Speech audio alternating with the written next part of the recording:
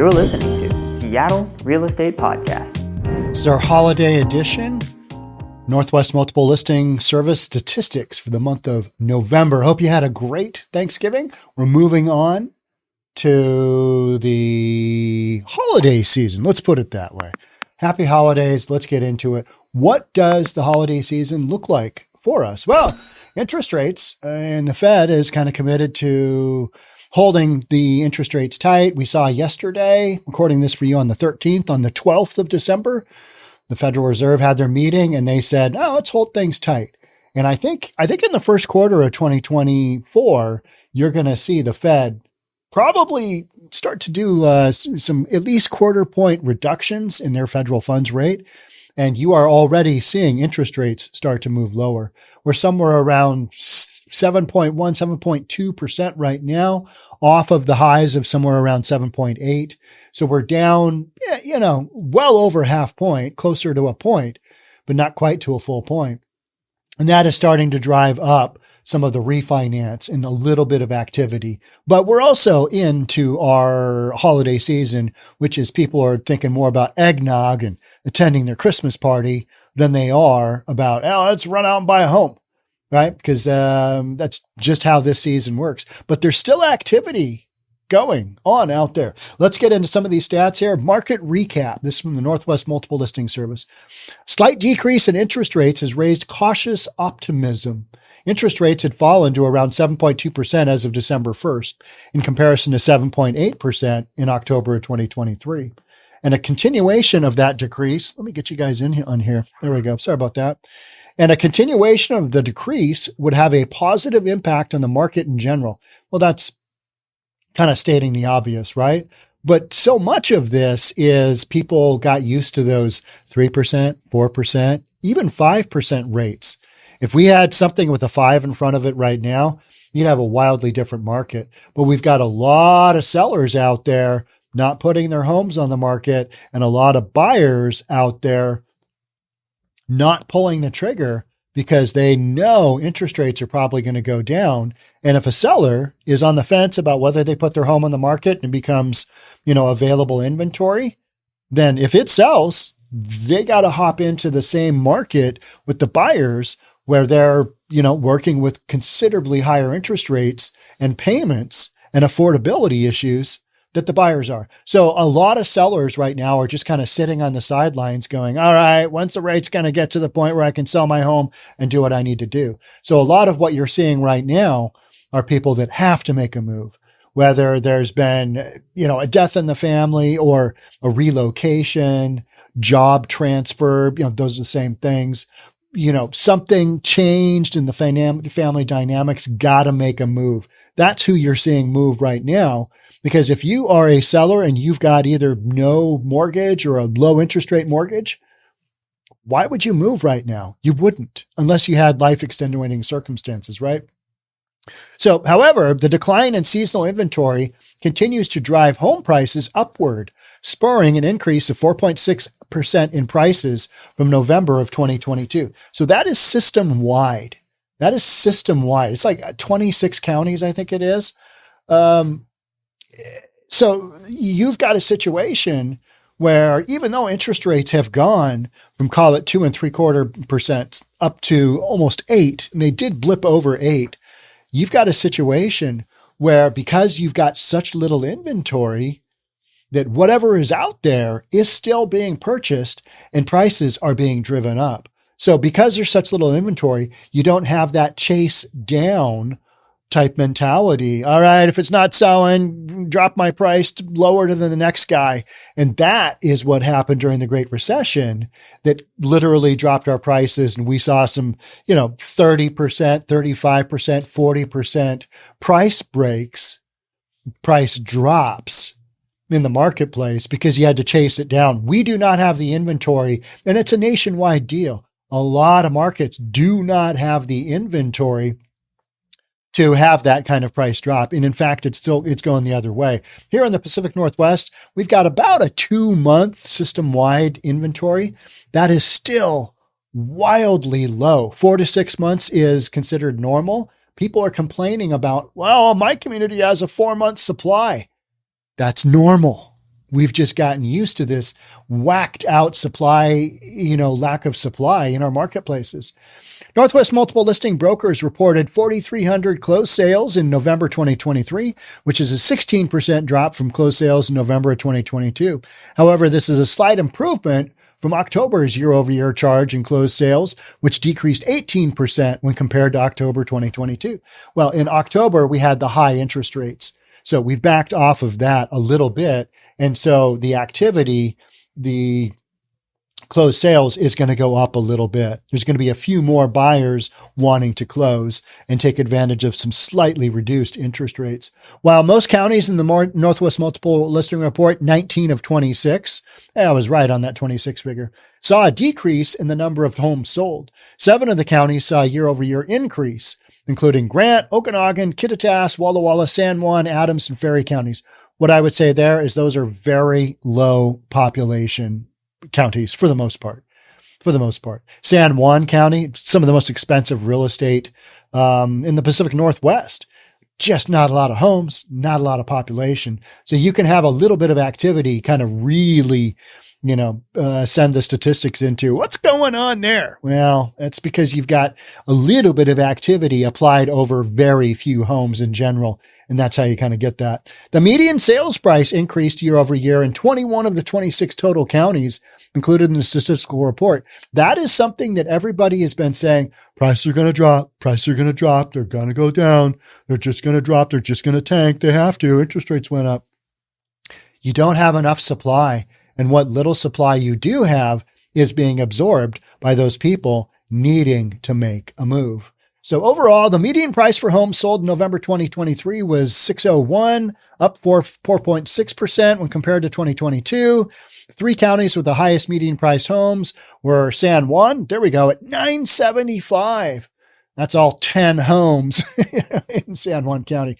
I'm joking, but it's not a lot of homes, just not a ton of population.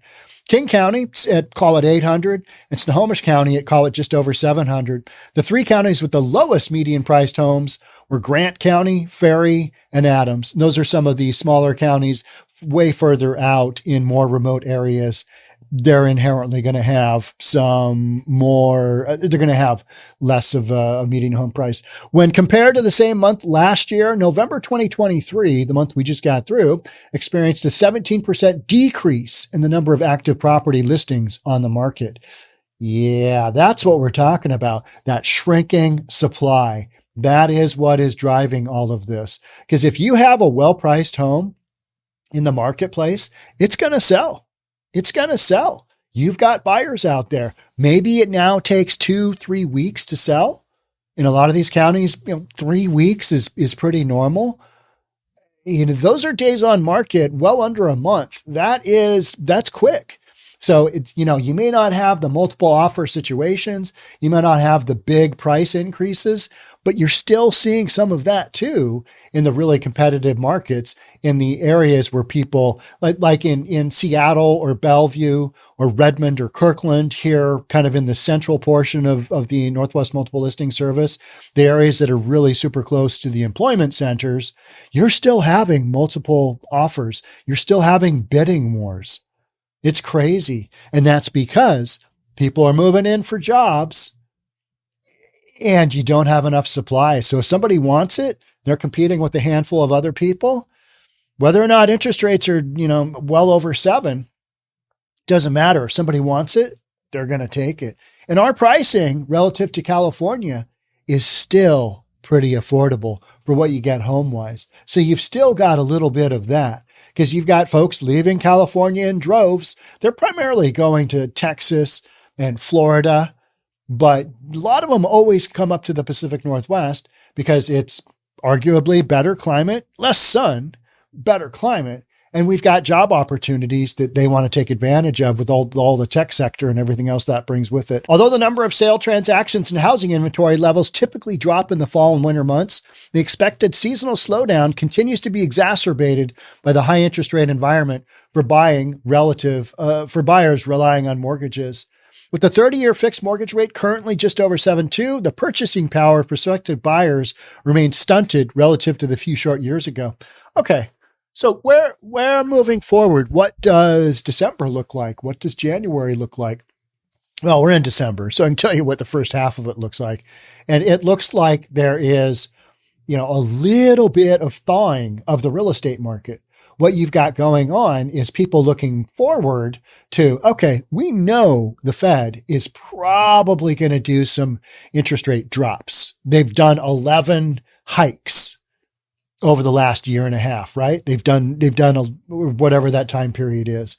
And that in turn has driven up the cost of borrowing on a home in the form of higher mortgage interest rates. Because when the Fed drops their rate, that's the federal funds rate. That's the funds that the federal banks loan to each other. The mortgage rates typically follow the 10-year treasury.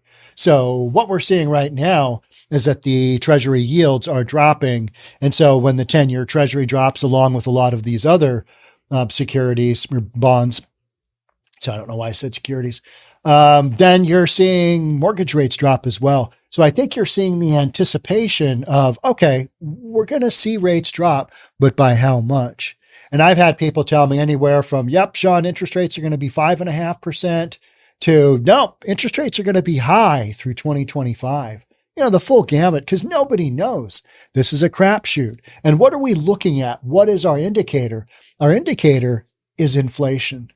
Trying to get that inflation down to 2%. So, how do we measure whether inflation's still roaring or if it's, cooled down? Well, we've got all these economic indicators, right? You've got the hiring, you've got the price indexes, you've got all of those business metrics, how the economy is doing. You've got all those, or is the economy slowing down or is it still going hard? Do we still need to, bump up those rates to slow down that borrowing? No, we're in a time period where we're looking, it's just a matter of when. It's not if, it's when these interest rates start to drop. And I think by quarter two of 2024, you're going to have 6% interest. You're going to have lower 6% interest rates, maybe 6.5%, because we're not that far off of that right now. It's at a little over 7. So another 0.5 point drop. Yeah. Easy. I can easily see that. You could even see that by the end of quarter one, but that would be more on the aggressive side. I think a lot of people are pricing in maybe 3 cuts by the Fed, and that'll drop interest rates down, mortgage rates down to arguably in the 6s somewhere, maybe the low 6s. But I kind of think, if they get to that stage and we have this soft landing that a lot of folks are saying, oh, we're not going to have a recession, but we're going to have a soft landing. I think so much of this is artificially driven because we literally dump trillions of dollars into the economy. And then I wonder how that'll go. Our temporary inflation, our transitory inflation, which has been here a couple of years. I think that's going to start to back off and you'll see rates drop. And I wouldn't be surprised if you saw interest rates back in the 5s. Are we going to go into the 3s? I don't think so. I think something with the 5 in front of it is, aggressively optimistic thinking. But the beauty of having this all recorded by me on YouTube is you can check back and go, was Sean right? Yeah. I mean, most of what I'm telling you is not brand new and it's not, my own original thought. I follow all kinds of different metrics out there and a lot of them from the Northwest Multiple Listing Service because that is the real true data of what we've got going on. So optimistically, if you're in real estate, things should be looking up quarter one, quarter two. They should be looking up. Is it going to be a barn burner of a market? Absolutely not. No, it's not. That's just not going to happen. But it's going to be better than we are right now. So hang in there. If you're somebody who's been struggling, hang in there. The way to get through these downturns is just don't quit. Do what you got to do to hang in there. So that's what I would say. I hope you have a great holiday season and I'll see you next year. Don't you love that one? It's like, it's so corny and yet true. Thanks again. We'll catch up with you in the next one. Bye for now.